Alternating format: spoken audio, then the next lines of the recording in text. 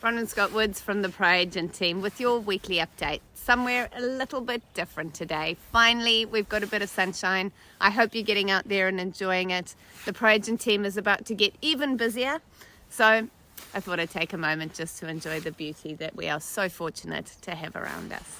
So today I want to address mortgage brokers. We've had 2 incidences recently where mortgage brokers have not ordered valuations in time for a client in order to save them money in case their finance doesn't come through. In both cases, it's actually cost the purchaser the property that they've got their heart set on buying, as they've run out of time. So condition timelines are not always movable. If your finance condition is 5 working days and you require a valuation, don't wait until your letter of lending arrives before ordering the valuation. Valuations take time. Yes, there is an expense involved, and if your finance doesn't come through, then you've lost money. So I do understand that, and I understand the reason for doing it. But it's like any other due diligence, because you don't want your letter of lending to arrive on the day that you're due to go unconditional and you don't have time to do the valuation. Just like real estate agents, not all brokers are equal. It's vitally important that you get one with experience and has good relationships with a variety of banks and second-tier lenders. On a positive note, the banks have loosened their stringent lending criteria, and as I mentioned last week, they've relaxed their LVR. Have you seen, what we've seen out there is we've seen the activity as a result of this. Yes, we saw it initially when it was announced, but we've definitely seen the market waking up.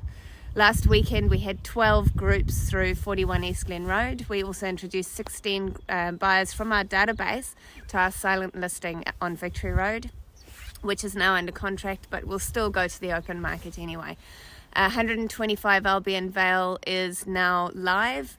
This is a 2-bedroom freehold townhouse with a garage. We've listed 2 other properties that aren't going to go live for probably a couple of months due to the work that's being done on them. One is in Langholm, which has stunning harbour views. We can still get through that early if you'd like to look at it. And the other is in Titirangi, and it has a swimming pool. Both have got 4 bedrooms. So if you're looking to purchase, get in touch with us. There's often pre-market listings that we can tell you about. The listing numbers are obviously dropping down, so that's always important. Considering the market at the end of the year, the elections are coming, so the market tends to slow then.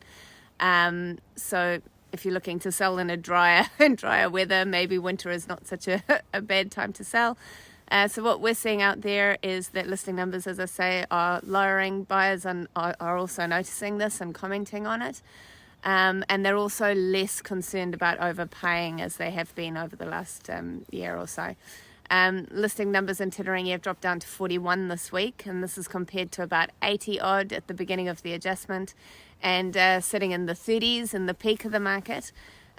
More buyers are definitely out there shopping and attending auctions than we've seen in the last 2 years, perhaps related to the recent changes in bank policy. And then to end on a positive note, this happened. Anyway, see you next week. I hope you're out there enjoying some of the lovely weather we're having for a couple of days.